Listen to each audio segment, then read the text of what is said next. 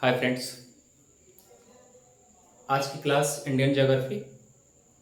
जैसा कि कल की क्लास जो चली थी वह पूर्वांचल हिमालय से संबद्ध चला था। लेकिन फ्रेंड्स आज की जो क्लास है वह मतलब कि पूर्वोत्तर भारत में वह पहाड़ियां तो हैं पर हिमालय से कोई संबंध नहीं है। तो आज जो कोटेशन होगा यानी लिखेंगे पूर्वोत्तर भारत में पहाड़ी है पर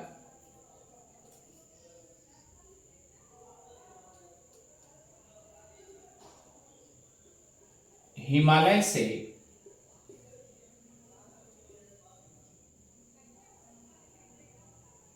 उनका कोई संबंध नहीं है।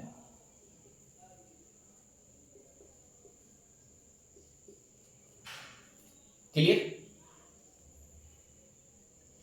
जैसा कि बताया गया था कि पूर्वोत्तर भारत में 8 राज्य हैं।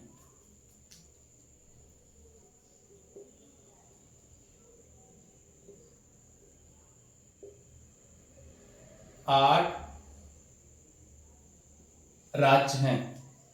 यहां तक किसी कोई आपत्ति नहीं होनी चाहिए। ठीक है, आइए फ्रेंड्स आगे चलते हैं। कल की क्लास यहां तक चली थी कि 8 राज्यों में जैसे आप ये देखिए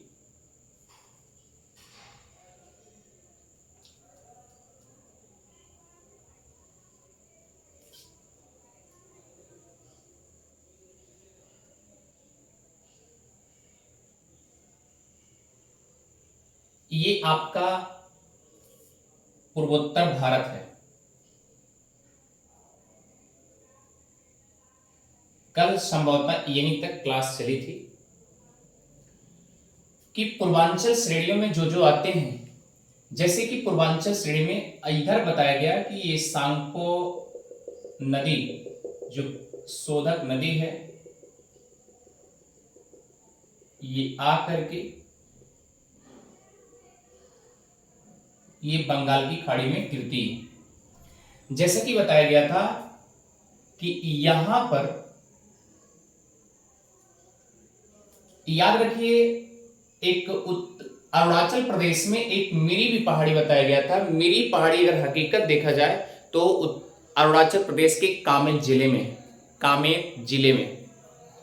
ठीक है, अब आइए चलते पूर्वांचल हिमालय में जो बताया गया अरुणाचल प्रदेश में मिसमी, ये जो रेंज बताया गया था ये आपका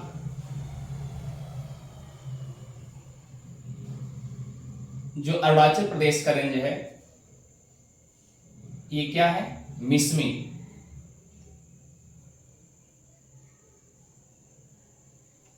मिसमी का सबसे यानी मिसमी श्रेणी का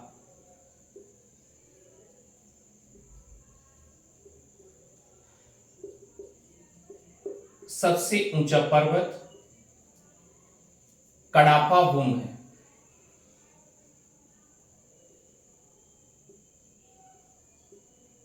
क्या है, कडापा बूम।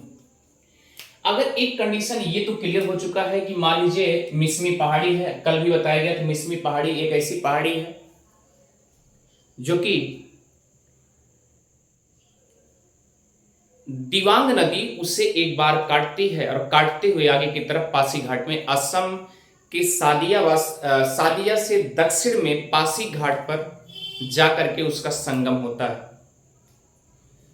फ्रेंड्स याद रखिएगा कि मिसमी श्रेणी का सबसे ऊंचा जो पर्वत है कडाफा बुंग है। अब अगर मिसमी के बारे में और कुछ कहा जा सकता है तो एक पॉइंट और आप लिख सकते हैं कि पूर्वांचल हिमालय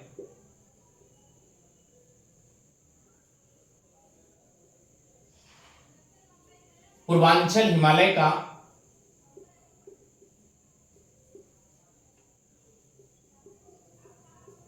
सबसे उत्तरतम श्रेणी कौन सा है?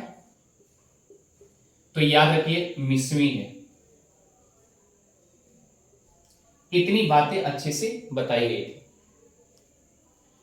दूसरा का कंडीशन है, अगर उत्तर में कडाफा, बुम और मिस्मी हो गया तो दक्षिण में क्या होगा, यह भी सवाल हो सकता है। तो याद रखिए मिजोरम में, मिजो रेंज में एक पर्वत है, याद रखिएगा एक पर्वत है जिसे ब्लू माउंटेन कहते हैं।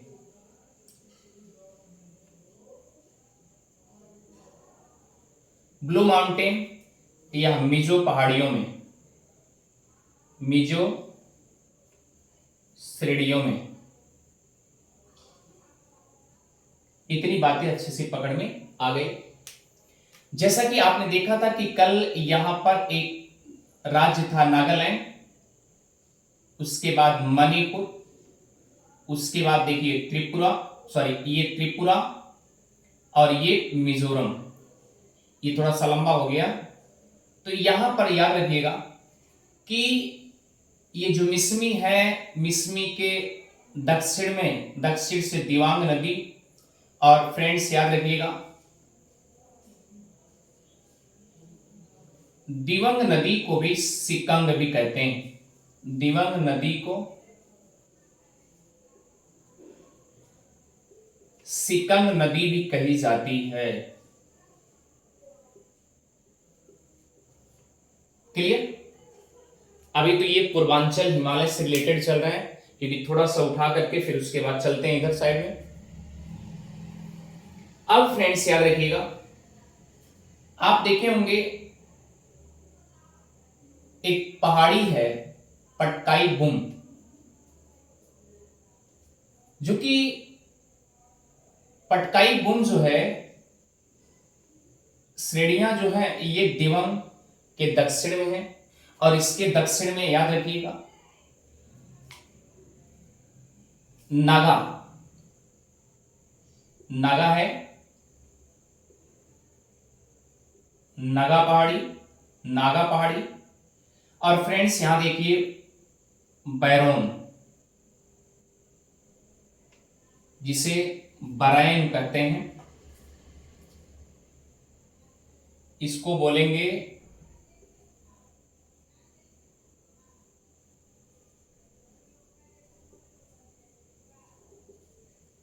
बराइन पहाड़ी। इसी के लिए हमको आज की जो क्लास लेनी है, इसी स्पेशल के लिए बराइन पहाड़ी, जैसा कि कल बताया गया था, आर्कियन युग की चट्टानें हैं। ये आर्कियन युग की चट्टानें हैं। दूसरा कंडीशन बताया गया था कि बांस और घास से आच्छादित रहती। फ्रेंड्स याद रखिए यहां पर बताया गया था पूर्वी मणिपुर, और यहां लैमातोरा, इसके बीच में आपको बताया गया था लोकटक झील। तो फ्रेंड्स याद रखिए, बस कुछ नहीं, एकदम सिंपल तरीके से ये जितनी है ये पूर्वांचल श्रेणियों की श्रृंखलाएं हैं, इनका हिमालय से संबंध है।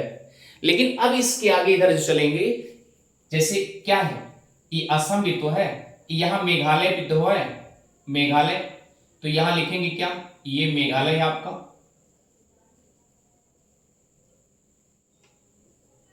और ये आपका असम भी है। फ्रेंड्स याद रखिएगा ये आपका असम भी,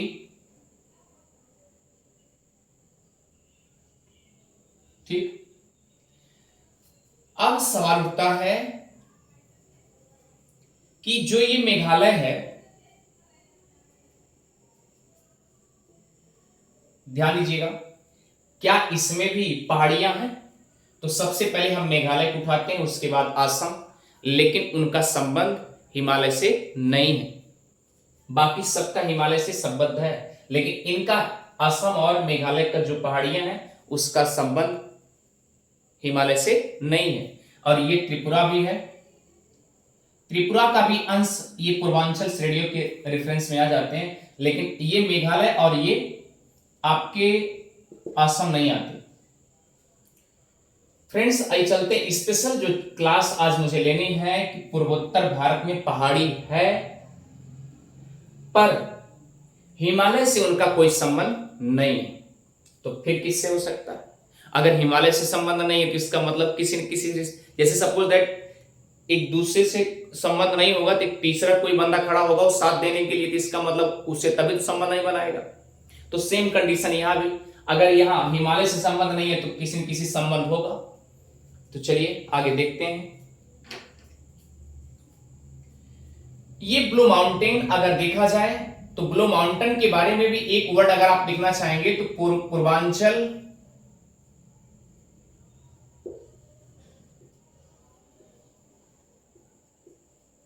हिमालय की दक्षिणतम पर्वत है। बस एक पॉइंट यहां भी मिल गया। अब इसे इरेज करते हैं। आइए चलते हैं सबसे पहले मेघालय।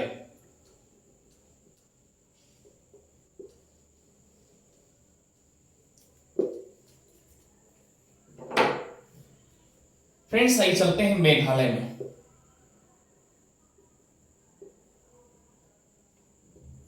जैसा कि वर्डों से भी लग रहा है कि मेघ मीन्स बादल, आलय मीन्स घर, बादलों का घर। अब बादलों का घर है तो इसका मतलब इस यहां पर झमाझम बारिश होती होगी ना। अब आपको पता चल गया होगा कि आखिर बारिश कहां होती है।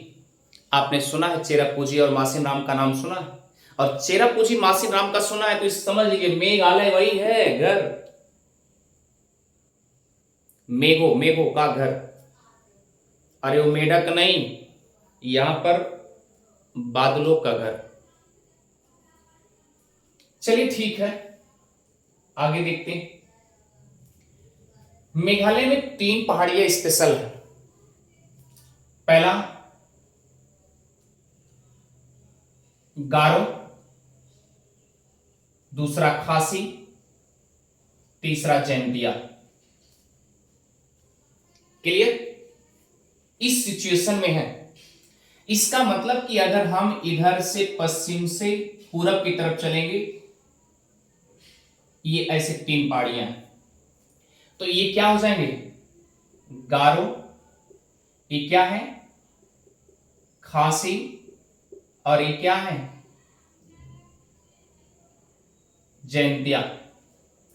फ्रेंड्स याद रखिएगा, यहां पर स्पेशल रूप से देखा जाए कि आखिर ये नाम कैसे पड़ा, क्योंकि याद रखना ये भी एक जनजाति है, ये भी एक जनजाति और यह भी एक जनजाति है, और यह भी एक जनजाति है। इसका मतलब गारो, खासी, जैंतिया तीनों क्या है? जनजाति। अब जो पर्वत है, पर्वत के आसपास में लोग रहते होंगे, ये भी कंडीशन आपको समझ में आ गया। अब सवाल उठता है कि गारो, खासी, जैंतिया, अगर आपसे पूछा गया गारो, खासी, जैंतिया, तो सबसे पहले पश्चिम में क्या होगा? पश्चिम से पूरब। याद रखिएगा, पहले गारो, फिर खासी, फिर जैंतिया।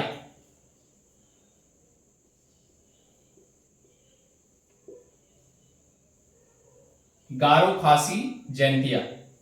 इसमें सबसे ऊंचा आखिर कौन पहाड़ी है?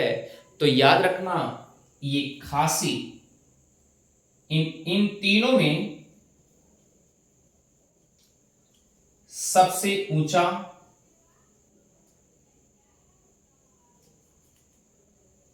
सबसे ऊंची श्रेणी याद रखना पर्वतमाला खासी की।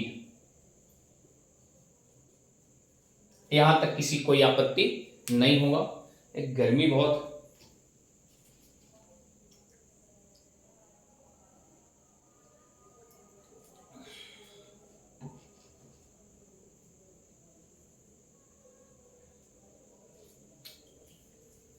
अब देखिए फ्रेंड्स, ये गारो, खासी, जैंतिया, ये तीनों जनजाति हैं। ये तीनों में सबसे ऊंची श्रेणी जो है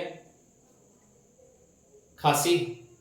और याद रखना मेघालय की राजधानी शिलांग भी खासी जैंतिया के नॉर्थ में स्थित है। तो क्या लिखेंगे? मेघालय की राजधानी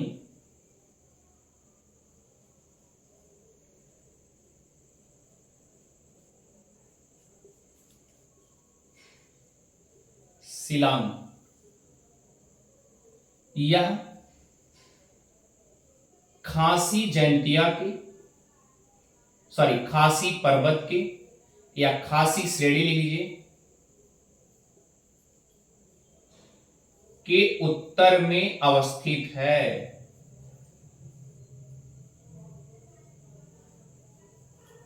ये पॉइंट समझ आ गया? इसका मतलब खासी यहां है, तो आप ये भी समझिए कि यहां पर जो है शिलांग अवस्थित होगा। इतनी बातें अच्छे समझ में आ गई होगी। और याद रखिए, गारो खासी जैंतिया की एक खूबी क्या है कि सपोज दैट, मान लीजिए ऐसा सिचुएशन क्यों बनाया गया कि एक समतुल्य नहीं है, एक श्रेणियां अगर बनी तो एक श्रेणी इस तरीके से बन सकती थी, लेकिन इसका सिचुएशन यहां है, इसका सिचुएशन यहां है, इसका यहां है। इसका मतलब ये दोनों लगभग इक्वल लगते हैं, लेकिन ये थोड़ा सा ऊपर में है। अब इस इक्वल ना होने के कारण, एक समान ना होने के कारण एक कंडीशन बनती है। वह कंडीशन क्या है? सपोज दैट, मान लीजिए बंगाल की खाड़ी से मानसून उठा, तो ये आकर के धीरे से यहां फंसेगा, ऐसे फंस जाएगा।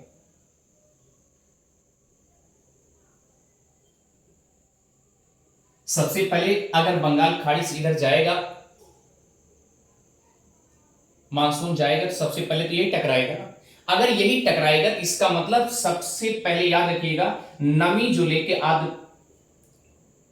जल लेके जाएगा, वह क्या करेगा? यहीं पर फंस जाएगा, और फंसने के साथ साथ यहीं पर झमाझम बारिश कर देगा। लेकिन बारिश करने पे, यानी कि सबसे पहले जो टकराया है वह आपकी खासी जैंतिया ही, खासी श्रेणी ही टकराती है, और खासी पर सबसे ज्यादा क्या करती है? बारिश करती है। इसका मतलब उस पार नहीं, इस पार भी, खासी के इस पार ही यहां पर टकराएगी और झमाझम बारिश करेगी। तो याद रखना, इन तीनों श्रेणियों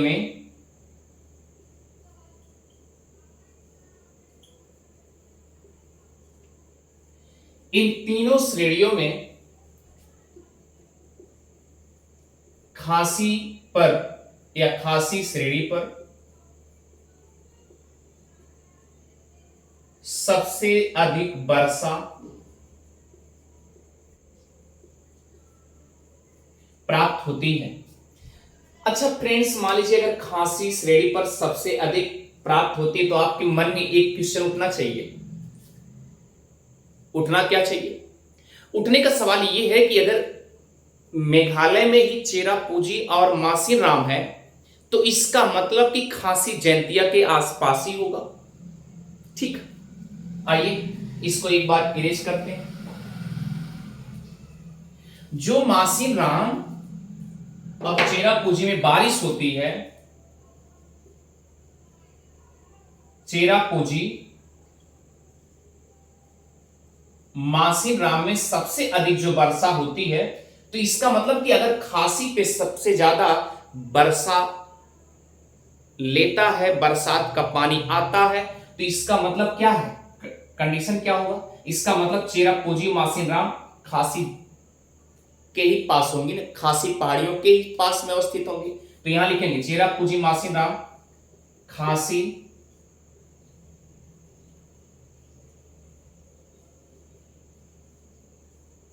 श्रेणी के पास में, इसीलिए सबसे ज्यादा बारिश यहां पर होती, क्योंकि ये पाया। और हमने बताया कि बंगाल खाड़ी से उठने वाला मानसून क्या करेगा? झमाझम यहीं रुक करके, क्योंकि इसके साथ सबसे ज्यादा जल यहीं पर होता है, और सबसे पहले टकरा करके इनमें क्या करता है? यहीं पर बारिश करके तब आगे बढ़ता है। इतनी बातें अच्छे समझ में आ गई होगी। सवाल इसका नहीं है, सवाल यह है अब सवाल उठता है कि आखिर ये हिमालय का पार्ट क्यों नहीं हुआ। एक सिंपल बात बता दें,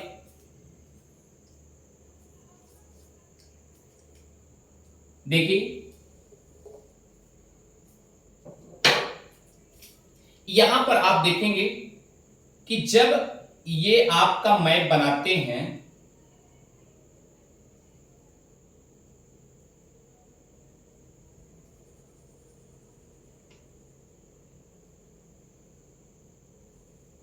ये देखिए आप क्या करते हैं, यहां से सिचुएशन लेकर के यहां से लेकर के यहां तक आप इसे क्या मानते हैं, प्रायद्वीपीय भारत मानते हैं। क्या मानते हैं, प्रायद्वीपीय भारत मानते हैं। अब फ्रेंड्स आप दिमाग लगाइए कि अगर प्रायद्वीपीय भारत है तो क्या ये प्रायद्वीपीय का हिस्सा है? अगर हिमालय का हिस्सा नहीं तो इसका मतलब प्रायद्वीपीय का हिस्सा है। ठीक, क्योंकि जब ये भारत ऐसे इसी हुक में जैसे अगर टंग गया, अब टंगने के बाद जब ऐसे करेगा तो ये वाला सिरा इधर जाएगा, तो धीरे से क्या होगा, धीरे से फोल्डिंग होगा कि नहीं होगा, ये दबेगा, और जब दबेगा तो धीरे से ये टुकड़ा इधर आ जाएगा और इसके बीच में गैप हो जाएगा। एक कंडीशन। और दूसरा कंडीशन क्या है, इधर से ब्रह्मपुत्र आ रही है, ये ब्रह्मपुत्र आएगी, और इधर से आपने देखा है गंगा नदी भी आ रही है, इसको क्या कर रही है, काट दे रही। इस प्रायद्वीपीय भाग को क्या कर रही है, काट दे रही है। और जब ये काट देगी तो ये टुकड़ा इधर हो जाएगा, ये टुकड़ा एक प्रायद्वीपीय भारत का हिस्सा है, एक टुकड़ा इधर आ जाएगा, बाकी टुकड़ा इधर हो जाएगा। ये बात ही समझ गई। तो इसका मतलब ये है कि ये प्रायद्वीपीय भारत का हिस्सा है, और प्रायद्वीपीय भारत का जब हिस्सा है तो इन दोनों के बीच में जब टुकड़ा हो गया, इसको, इस गैप को क्या कहते हैं, याद रखना, इस गैप को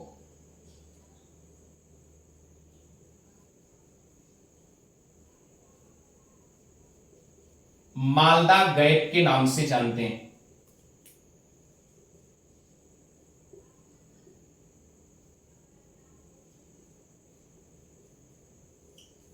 आपने सुना है कि एक ट्रेन भी मालदा एक्सप्रेस, मालदा एक्सप्रेस, तो इस तरीके से भी आप याद कर सकते हैं। यानी ये दोनों के बीच में जो गैप है, यानी इधर प्रायद्वीपीय भारत और मेघालय जो है, ये जो आपका बीच में गैपिंग है उसे मालदा गैप के नाम से भी जानते हैं। तो ये अच्छे से आपको समझ में आ गया होगा। अगर दो कंडीशन हुआ, कंडीशन क्या हुआ कि इधर से गंगा नदी, इधर से ब्रह्मपुत्र, दोनों आकर के अवसाद काट पीट करके धीरे धीरे क्या किए, यहां पर डेल्टा का निर्माण करते हैं, यहां पर डेल्टा का निर्माण करते हैं, लेकिन यहां कटेगा धीरे धीरे, इस क्योंकि मुहाने पड़ेगा तो धीरे धीरे कटता जाएगा, कटता जाएगा, कटता जाएगा। एक दिन क्या होगा, धीरे से एक गैप हो जाएगा, और जब गैप हो जाएगा, यही गैप मालदा गैप के नाम से जानते हैं।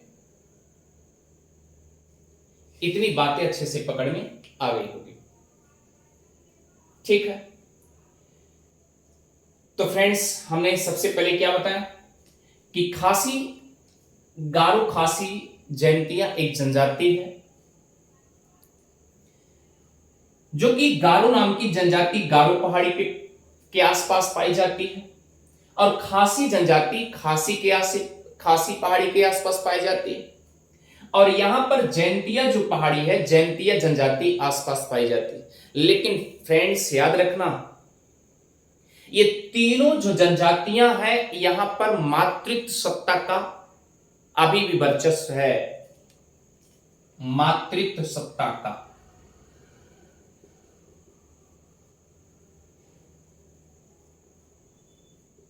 वर्चस्व है और था भी।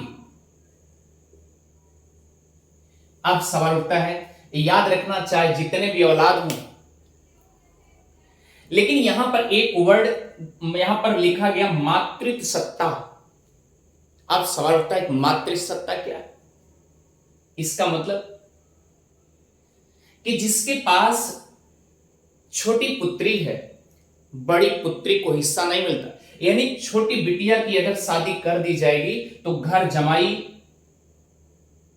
वह छोटी बिटिया घर जमाई को लेकर के अपने मायके में यहीं पड़ी रहेगी, उसी का सब कुछ हो गया।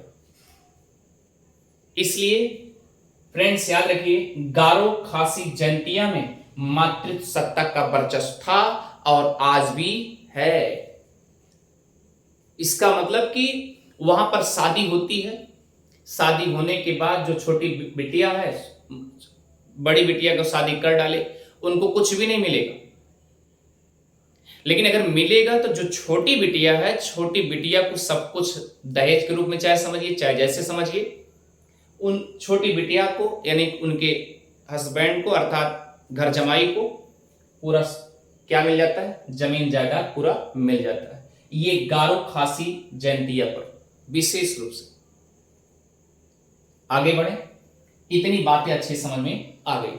और अगर आपसे पूछा गया इन तीनों में सबसे ऊंचा श्रेणी या पर्वतमाला कौन सी है, तो खासी है। और खासी की खूबी क्या है, शिलांग भी अवस्थित है। और याद रखना सबसे ज्यादा बारिश भी होती है कहां, इसका मतलब आसपास में चेरापूंजी और मासिनराम भी अवस्थित है, इसलिए सबसे ज्यादा। और क्यों, क्योंकि जब यहां से आई, इधर से आई और सबसे पहले ये पड़ा, क्योंकि सबसे पहले इसे टकराएगी, टकराने के बाद यहीं पर यहां टकराएगी, फिर उसके बाद टकराने के बाद कुछ इधर जाएंगी, कुछ इधर जाएंगी, कुछ इधर जाएंगी, कुछ इधर जाएंगी, कुछ ऐसे निकलेंगे, कुछ ऐसे निकलेंगे, ऐसे निकलेंगे।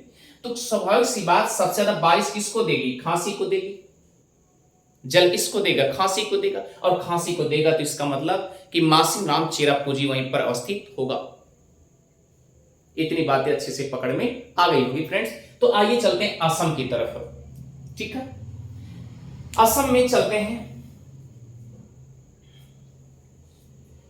बड़ी गर्मी है।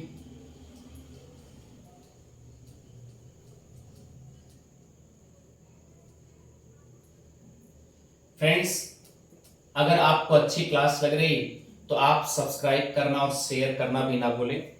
ठीक है, अब देखिए असम। जैसा कि असम में देखा होगा, नागालैंड से एक पहाड़ी आती है, मणिपुर से स्पर्श करते हुए ये आपके असम रेंज में सबसे ज्यादा हो जाती है, जिसका नाम बरैल पहाड़ी। ठीक है, बरैल पहाड़ी फ्रेंड्स याद रखिएगा, ये बरैल पहाड़ी हो गई। अगली कंडीशन क्या होगी, ये भी देखिए। ये बरैल पहाड़ी है और यहां पर एक पर्वत है जिसका नाम है मिकिर। क्या नाम है इसका, नाम क्या है, मिकिर। ये कहां है, असम में। अब बरैल पहाड़ी कहां है, ये नागालैंड से पश्चिम की साइड मणिपुर को स्पर्श करते हुए असम में अधिक भाग लेके चली जाती है। तो इन दोनों के बीच में, अब यहां ऊपर क्या लिखेंगे, ये आपकी मिकिर है,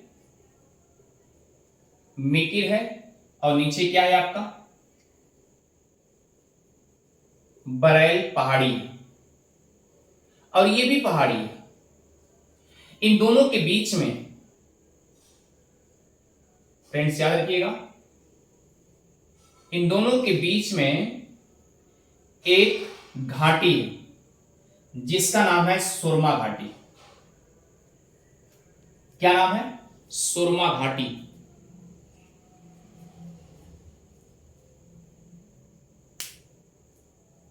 इस घाटी को याद रखिए फ्रेंड्स, स्पेशल देखा जाए, असम में आप जानते हैं चाय के बागान भी मशहूर हैं, और चाय के बागान जो मशहूर हैं, ये याद रखना यही सुरमा नदी भी है। और सुरमा नदी से आप एक प्रकार से ये भी समझिए कि सुरमा नदी अगर ना होती तो शायद चाय के बागान भी अच्छे से ना होते, क्योंकि वह नदी, सुरमा नदी, घाटियों से निकलते हुए ये सिलहट तक जाती है जहां पानी सबको देती है, अर्थात वहां पर अगल बगल सिलहट तक ही पूरा चाय के बागान बागान ही पाए जाते हैं। इसलिए आज भी आप जानते हैं कि असम का चाय जो होता है बहुत फेमस है। तो ये सुरमा घाटी से आप फ्रेंड्स याद रखिए, सुरमा घाटी से आगे इधर जाएंगे, क्योंकि आप देखे हैं ये यहां पर दिवांग, ये दिहांग क्या है आपका, अरुणाचल प्रदेश में दिहांग बोला जाता है। किसको? ये जो आपकी सांगपो नदी उधर से आई है, अरुणाचल प्रदेश में इसे दिहांग बोलते हैं और असम में ही ब्रह्मपुत्रा बोली जाती है। तो हम ब्रह्मपुत्रा के नाम से बोल रहे हैं, तो आप समझ जाइएगा कि दिहांग ही है जो अरुणाचल प्रदेश में उसको ब्रह्मपुत्रा के नाम से, मतलब ब्रह्मपुत्रा नदी को दिहांग के नाम से जानते हैं। ठीक है, तो यहां पर फ्रेंड्स मिलेगा दिहांग वैली, इसी के पास में दिहांग वैली। तो फ्रेंड्स अब याद रखिएगा, सुरमा घाटी से लेकर के दिहांग वैली तक स्पेशल रूप से पेट्रोलियम के लिए जाना जाता है।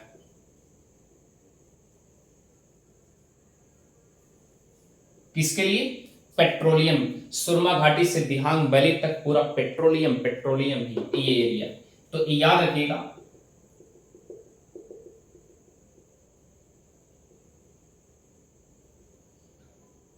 ये एरिया क्या होगा? पूरा पेट्रोलियम। और याद रखना, दिहांग नदी के किनारे ही डिब्रूगढ़ तेल शोधक शहर भी अवस्थित है। यानी डिब्रूगढ़, यहां डिब्रूगढ़, याद रखना ब्रह्मपुत्रा में,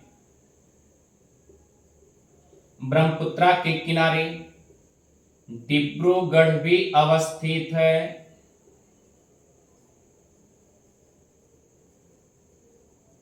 एक कंडीशन हो गया। आप भैया इधर देखोगे, यहां पर एक डिगबोई है, असम में भी है, यानी डिब्रूगढ़ और डिगबोई, यहां लिखेंगे डिब्रूगढ़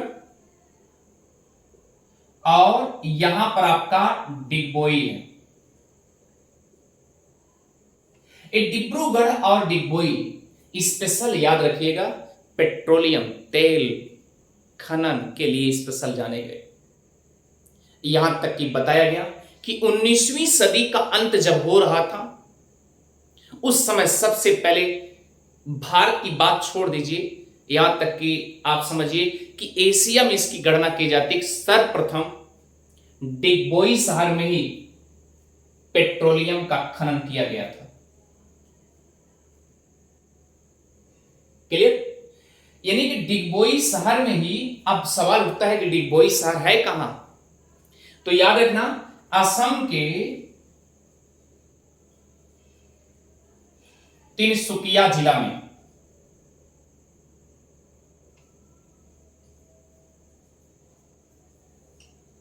तिनसुकिया जिला में अवस्थित है डिगबोई शहर। 19वीं सदी के अंत में बताया गया कि इसकी खनन का, जो पेट्रोलियम का खनन का केंद्र बनाया गया, सर्वप्रथम वह आपका डिगबोई ही है। और डिब्रूगढ़ तो ये समझिए कि एकदम ब्रह्मपुत्रा के किनारे भी अवस्थित है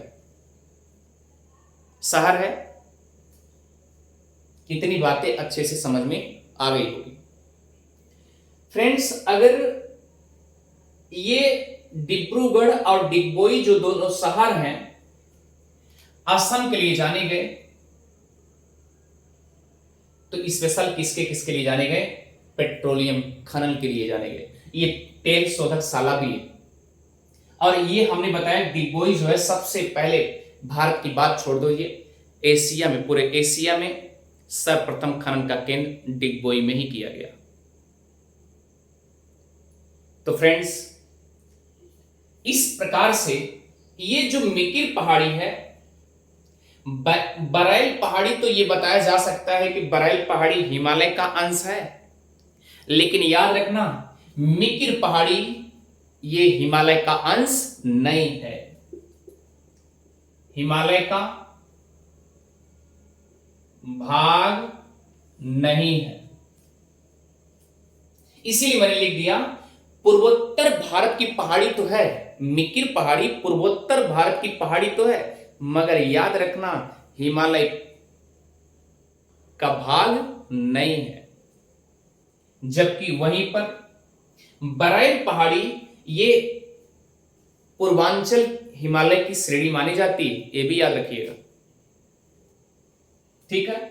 और यह भी याद रखिएगा जो गारो खासी जयंतिया यह भी जो है हिमालय का भाग नहीं है, पर पूर्वोत्तर भारत का पहाड़ी माना जाता है। पूर्वोत्तर भारत की पहाड़ी है, पर याद रखना हिमालय का भाग नहीं है। तो फ्रेंड्स, इतनी बातें आपको अच्छे से समझ में आ गई होगी, मुझे लगता है कि आपको अच्छे से समझ में आ रहा होगा। और याद रखना फ्रेंड्स, कल की क्लास जो होगी इंडियन ज्योग्राफी की उत्तर का विशाल मैदान की क्लास होगी, और दूसरी क्लास जो होगी आपकी वह पॉलिटी की क्लास होगी। Thank you friends. अगर आपको समझ में आ रहा है तो उदय जीएस रिसर्च सेंटर को सब्सक्राइब करना और शेयर करना कभी ना भूलें। Thank you friends.